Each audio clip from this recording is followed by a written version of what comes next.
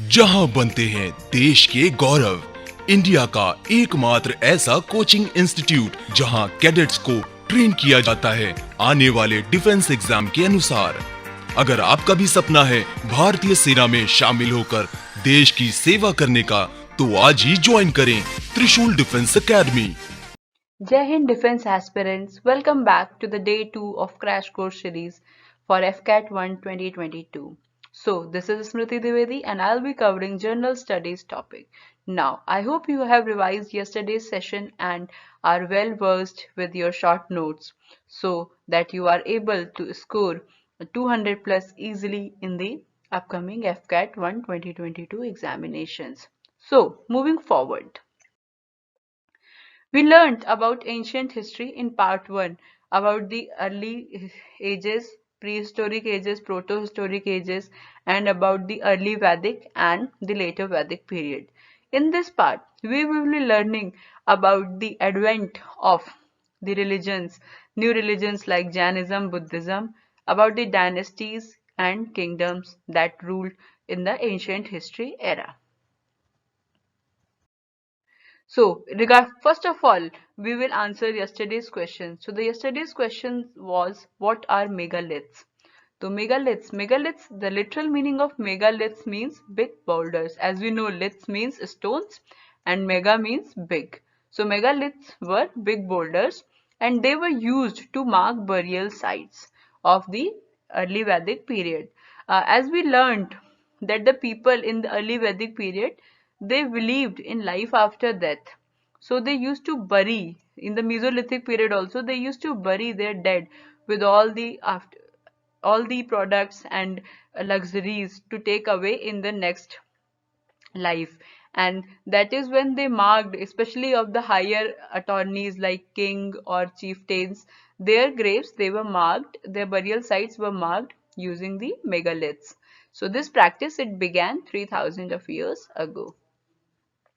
Moving forward to the today's session, we will first learn about Upanishads. So what were Upanishads? Upanishads, they were later Vedic text. And what did they deal with? They deal with ideas related to life after death, as people in early as well as later Vedic period, they believed in life after death, and about the current practices in the existing societies. There were a group of thinkers, philosophers who were thinking about the questions like what happens after life, is if there is a life after death, what happens after that, what we carry, and what are the current practices in the society, why are rituals done, why are sacrifices being made. Then there were some who were also questioning the existing norms for like discriminating shudras and women's. So these ideas and philosophies of the great thinkers, they were writing in the book Upanishads. So these all ideas, they formed the books called Upanishads, which means Upanishads, the literal meaning means is approaching and sitting near. So they were basically looking for solutions. There are also contained smritis. What were smritis? Smritis, they were the books of laws, the laws that governed the society that times and how an ideal society should behave. Even the Upanishads contained texts that were even adopted by the Indian constitution later on. They had that much of significance, that much the truth of the life they contained. So they were a written kind of written proof about the early and later Vedic periods, and they were very instrumental in giving an idea about the existing society. उस society में क्या हो रहा था, कैसे कैसे rules थे, laws थे, और मतलब और भी जो इतने भी philosophy चल रही थी, उन सारे के बारे में उपनिषद में एक बहुत ही बढ़िया डिटेल में ideas थे. Upanishads were like written records of the existing situations of the society. Then there were also in the societies, as we talked, that there was Varna system. तो Varna system में क्या होता था? Upper three castes like Brahmin, Kshatriyas and Vaishyas, they enjoyed higher statuses. But there were fourth class Shudras, जिनको society में इतना ऊंचा status नहीं मिलता था. And पहले तो ये चीजें Varna system was based on birth, based on the work they did. So it was justified. But later on जब ये बर्थ के बेसिस पे डिसाइड होने लगा दैट ब्राह्मण का बेटा ही ब्राह्मण और राजा का बेटा ही राजा, in that situation there were people shudras, or also there were many people who were against this discriminatory ideas proposed by the Vedic text or the Vedic society, Aryan society. And then there was also this language called Sanskrit. Sanskrit was only learned by great scholars, Brahmins. And apart from that, there were women. Women were also not treated, especially in the later Vedic period. Women were not treated equal. They were considered inferior. They were not allowed to do Vedic yajnas, wear upnayans, that is the janeus, and just like Shudras. So that's when these two schools of thoughts, Jainisms and Buddhisms, these two separate religions, they were formed. So the Jainism, it was formed by Mahavir, Bardhaman Mahavir, although he was the 24th Tirthankara, but his followers believed in his ideologies, which we will be studying later. And the Buddhism, it was also very instrumental in the politics of the ancient history world later on. So Buddhism we will learn in more detail in the upcoming slides. So first we will know about Jainism. This was a cult by Vardhaman Mahavira. It was a religion. Before that, Jainism has 24 Tirthankaras. So who were Tirthankaras? Tirthankaras they were religious teachers and leaders. And the first Tirthankara, he was Rishabdev. And Mahavir was 24th Tirthankara. So Tirthankaras, they taught people about the importance of peace, of like they believed in these 5 doctrines. उनके 5 principles थे followers of Mahavir, जो वर्धमान महावीर थे 24 तीर्थंकरा, जिन्होंने कहा कि अब से हमारा ये जो रिलीजन है वो जैनिज्म के नाम से जाना जाएगा. तो उसमें पहला था do not commit violence, like they followed the path of non-violence. Even the Jain ideology today, they follow the path. Do not speak a lie, do not steal, do not acquire property. तो ये तो इसके 4 तक जो थे ये तो पहले ही सारे 23 तीर्थंकराज ने भी दिए थे. ये जो 5th वाला था ऑब्जर्व कॉन्टिनेंस, दैट इज ब्रह्मचर्य, ये वर्धमान महावीर का दिया हुआ आइडिया था. सो जैनिज्म ने पहला सीरियस अटेम्प्ट लिया था to mitigate means to reduce the evils of the varna system in the ritualistic Vedic religion. Like Vedic society में एक चीज और होती थी, सैक्रिफाइसेस एनिमल्स का बहुत होता था. तो they also raised with this do not commit violence, they also raised their कि नहीं, मतलब ऐसा नहीं होना चाहिए. Then there were संघास. तो इन्होंने वर्धमान महावीर ने क्या किया था, he left home at attained enlightenment, और ये गौतम बुद्धा के कंटेम्पररी थे, उनके साथ ही थे. तो मतलब उनके साथ नहीं थे, पर जिस टाइम लाइन पे गौतम बुद्धा थे उसी टाइम लाइन में जैनिज्म वर्धमान महावीर भी थे. ये क्षत्रिय प्रिंस थे लिच्छवीज के. हमने कहा था ना लिच्छवीज एक पावरफुल क्लैन थी वज्जी महाजनपदा की, तो ये उसी के थे. तो इन्होंने और बुद्धा ने एक संघ बनाया था बाद में, संघास का. एक दोनों के आइडियाज कॉमन थे संघा पे, कि an association of those who left home, क्योंकि दोनों ही बिलीव करते थे कि ट्रू एनलाइटमेंट घर से बाहर निकल के ही पाया जा सकता है.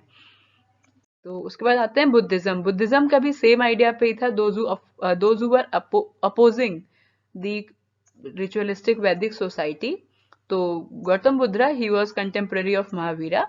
He was born in 563 BC.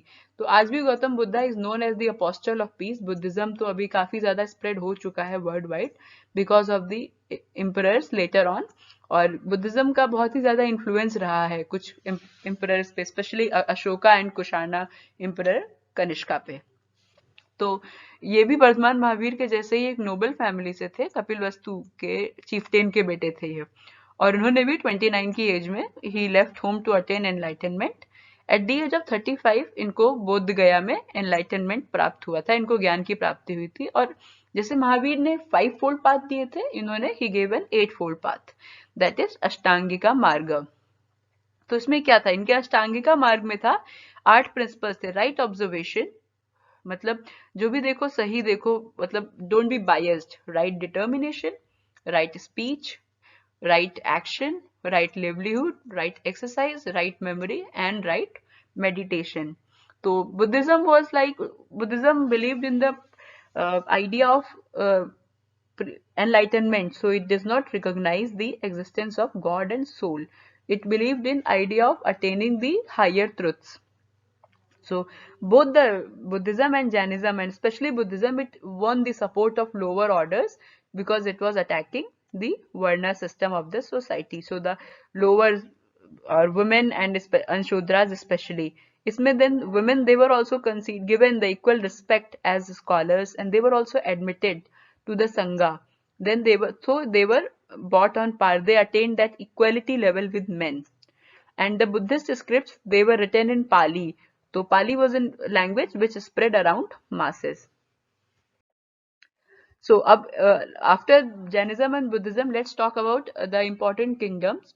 So the first king जिन पे इन religions का बहुत effect रहा, and also the Magadha kingdom was it was most important Mahajanpada, and ये काफी ज़्यादा instrumental था, काफी ज़्यादा important एक था, क्योंकि ये बहुत ही fertile, rich और prosperous region था, because यहाँ पे गंगा और सोन दो नदियाँ आती थी, तो वो उसको फैसिलिटेट करती थी ट्रांसपोर्ट को. वाटर सप्लाई के लिए भी काफी अच्छी वाटर सप्लाई थी, और लैंड भी काफी फर्टाइल थी बिकॉज ऑफ द रिसोर्सेज जो ये रिवर्स लेके आती थी. नाउ मगध पे बेसिकली दो बहुत ही इंपॉर्टेंट रूलर्स का रूल रहा है, बिंबिसार और अजात शत्रु. बिंबिसार हरियंका डायनेस्टी का था और उसने 544 से 492 तक रूल किया है बीसी तक, और अजात शत्रु 492 से 460 बीसी. अजात शत्रु was the son of Bimbisara. So they in दोनों ने they fought and they conquered other Mahajanpadas also. Bimbisar, he belonged to Haryanka dynasty. Please underline this and mark this thing because this is important. He was contemporary of Buddha, and the earliest capital of Magadha, he made it Rajgir. और इसमें जो गया, पाटलिपुत्र, शाहबाद जैसे districts थे. और he was the one जिसने started the policy of conquest and aggression, and he fought with many Mahajanpadas, brought them under his control, and was succeeded by his son Ajatasattu. Ultimately, he was killed by his own son Ajatasattu, who inherited the throne. Then Ajatasattu was further. Ajatasattu ke bhi, like his activities were also, his rule was similar to Bimbisara. He brought all glory to Magad Empire. He was a powerful ruler, and he was succeeded by Udayin. Udayin was, you see, Ajatasattu 462 444 BC. He succeeded Ajatasattu. Then Udayin के Haryanka dynasty के बाद आती है Shishunaga dynasty, जिन्होंने का एक काम था, एक क्वेश्चन आ सकता है, who they shifted the capital temporarily to Vaishali. Vaishali एक important center था of culture, religion और trade, everything. So the Shishunagas के बाद आते हैं नंदाज. Now Nandas proved to be the most powerful rulers of Magadha.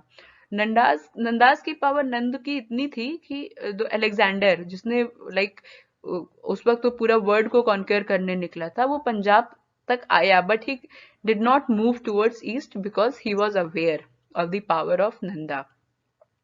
And Nandas, they added the Magadhan power by conquering Kalinga. Kalinga was a state in Odisha. So all this took place in the reign of Mahapadmananda. He was a very powerful ruler and good conqueror. So he assumed the title of Ekarat, that is the sole sovereign. Then उसके बाद आती है the glorious age of Mauryas, the Mauryan age, which turned out to be a turning point in the Indian history. So what happened was the successors of Mahapadmananda, they were weak and unpopular. So they lacked the leadership qualities to lead a mighty empire like Magadha. So this led to the rise, please correct it. Okay, rise. This led to the rise of Mauryan dynasty, which make Magadha reach the apex of glory. कहा जाता है कि सबसे ज्यादा Magadh kingdom अपनी glory के शिखर पर अगर पहुंची है तो वो मौर्यन डायनेस्टी के समय पहुंची है, क्योंकि इसमें दो बहुत ही ग्रेट रूलर्स थे. वन वॉज चंद्रगुप्त मौर्य, जिसको अपने गुरु चाणक्य के साथ जिनको हम कौटिल्य बोलते हैं, he overthrew the Nandas. Now Chanakya was a great philosopher and thinker, and he wrote a book about the economy, about the society should behave. So I would like to know the name of the book in the next session. What was the book that Chanakya wrote? So Chandragupta Maurya, with help of his mentor Chanakya, he established the Mauryan Empire. And this empire has great cities like Takshila. Takshila had Nalanda University, which was great center of learning later on. Patliputra and Ujjain. Ujjain was a trading center. Patliputra was also a great center, hub of culture, religion, fertility, everything. And this empire grew leaps and bounds, चारों तरफ से प्रगति ही थी इसमें during his era. Chandragupta, he built up a vast empire which included not only Bihar, सिर्फ बिहार ही नहीं था उसमें, Odisha, Bengal, western and north western India, even the Deccan के जो रीजन्स थे वो तक थे चंद्रगुप्त मौर्य की मौर्यन एम्पायर में. और इसी टाइम था कि जब Greek ambassador Seleucus was the general जिसने मेगास्थनीज को भेजा था, तो वो चंद्रगुप्त मौर्य के कोर्ट आया था and he wrote the account of and about and good account of Chandragupta Maurya. Then आता है the next powerful ruler of Mauryan dynasty, जिसका हिस्ट्री में बहुत ज्यादा कंट्रीब्यूशन रहा है, that was Ashoka. Now Ashoka was son of Bindusara. तो Bindusara, that is he was, and Bindusara was Chandragupta Maurya's son, so Ashoka was Chandragupta Maurya's grandson. He was a mighty ruler who conquered many territories. He also believed initially in violent conquest, and he went on, fought wars with many of the neighboring kingdoms and unified it. But it is said that after the Kalinga War, the loss of people and that was very भयावह दृश्य जिसको बोलते हैं ना, वैसा था. तो उसके बाद he converted, it was a life changing course for the Kalinga war. इसके बाद he devoted his life to Buddhism, and he was an ardent Buddhism. He not only converted to Buddhist, he also propagated so much that he sent his son Mahendra and daughter Sanghamitra to Sri Lanka to propagate Buddhism and also to the other part of the world. He helped in propagating the Buddhism. He gave money to establish these monasteries, and also he hosted Buddhist scholars, and he gave a lot of funds to the Buddhist Sanghas. So he carved out the preachings of Buddhism in various inscriptions across his empire. And it is said that with his first, because of his conquest, and after that because of his religious like the propagation, he was brought about the political unification of the country. मतलब कहा जाता है India का एक जो concept है, एक unify करने का देश को, काम अशोका ने किया. ही बाउंड इट, उसने पूरे देश को एक धर्म, एक लैंग्वेज और एक स्क्रिप्ट. वो स्क्रिप्ट कौन सी थी? Brahmi. Please note it down. Brahmi was a script which was followed by Ashoka's inscriptions. और इसने इन सारी चीजों के, एक धर्म, एक लैंग्वेज और एक भाषा, एक स्क्रिप्ट के तले लोगों को एक कर दिया था. He played an important role in unification of the country. This is the lion capital at Sarnath. We must have seen this 4 lion symbol in the national emblem. So this is Sarnath, is a place in Banarasi. So this was lion capital at Sarnath. This pillar was erected by Ashoka only, this statue. So after Mauryas, there were 2 large political powers, Satavahanas and Kushanas. So they ruled till 3rd century AD. While Satavahanas, they unified the Deccan and southern region, while western also, while Kushanas did the same in North Indian region. So most important Satavahana ruler was Gautami Putra Shri Shatkarni. He took his name after his mother Gautami. That is why Gautami Putra Shri Shatkarni. And most important Kushana ruler was Kanishka. तो Kanishka, he is said to be very powerful. He was the one जिसने Buddhist councils organized किया, जहाँ पे he hosted great Buddhist scholars and very discussion, so much discussion about the dharma, about the ways of life. Scholarly discussions were held. So again, I like you guys to find out how many Buddhist councils were held in the history and when was the last one held. I'll give the answer in the next slide, no, next session. So after that comes the golden age of the India, that is the Gupta period. The Gupta period, during the Gupta period, India flourished, and that Sone ki Chiriya title, which India was referred to, was during the Gupta period, because there that was the time when there were Gupta rulers. They issued gold coins. They used to trade, so much was flourished. इतना मतलब ज्यादा पैसा, इतना ज्यादा flourish कर रहा था empire.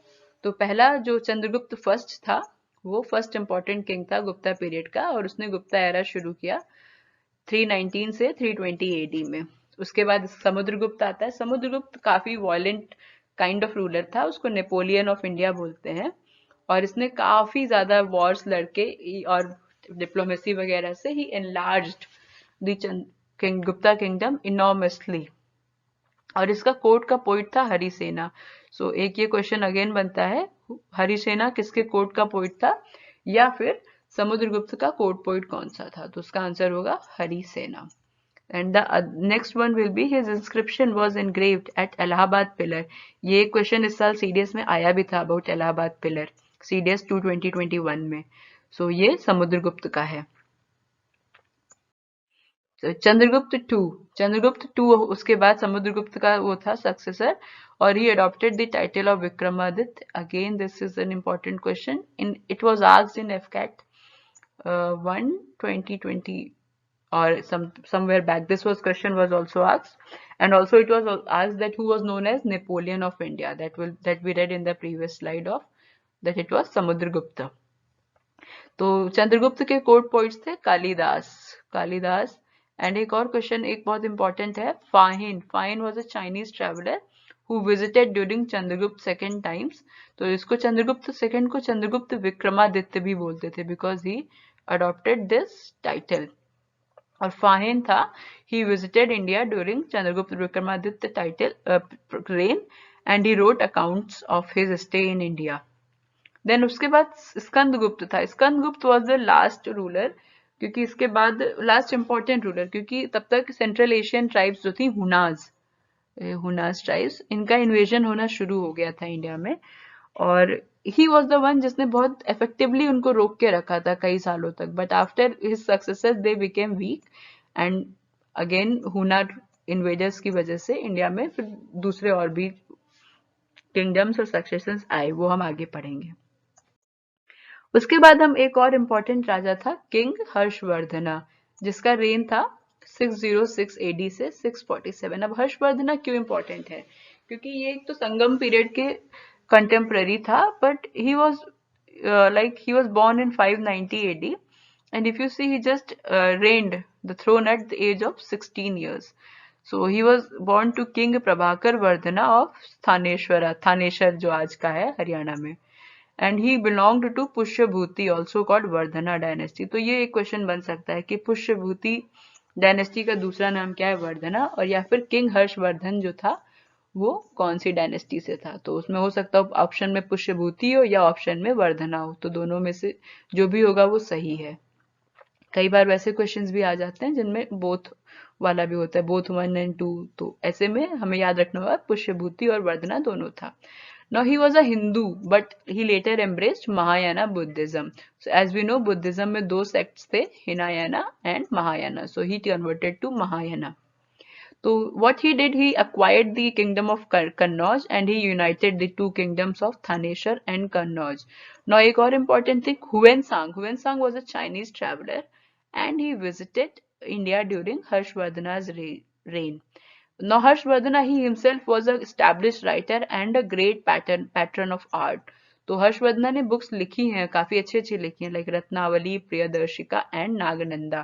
तो ये अगेन एक क्वेश्चन बन सकता है, इन तीनों बुक्स में से किसी का भी नाम दे के पूछ सकते हैं कि हर्षवर्धना ने कौन सी लिखी थी, या ये भी दे सकते हैं कि हर्षवर्धना की कौन कौन सी रचनाएं हैं. तो ये this is Ratnavali, Priyadarshika and Nagananda. Then Banabhatta was his court poet. So again this is an important question कि Banabhatta कौन था. Banabhatta was his court poet, and he was the one who wrote Harshcharitra. Now Banabhatta wrote one more important book. I'll like to know the name. I'll reveal the answer in the next session. So that will be it for today's session, guys. Tomorrow we will be learning more about Sangam period. And with this, we have arrived to the question of the day. The question of the day is Satyameva Jayate, which is a Vakya of our constitution. It was taken from which Upanishad? Along with, you have to find out the answers of 3 more questions. One is, what was the book written by Kautilya?